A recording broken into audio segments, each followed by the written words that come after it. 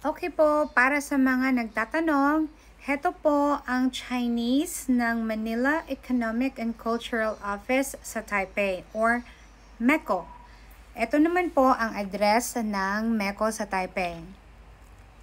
Number 55, Toza Street, Neihu District, Taipei City, zip code 114.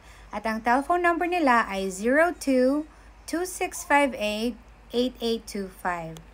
So, dapat po, kung meron kayong talagang personal na concern sa MECO, mas mabuting tumawag kayo muna para ma-assist kayo kung ano yung dapat nyong dalhin at dapat nyong malaman bago kayo pupunta at hindi na masayang yung oras nyo pagpunta sa MECO.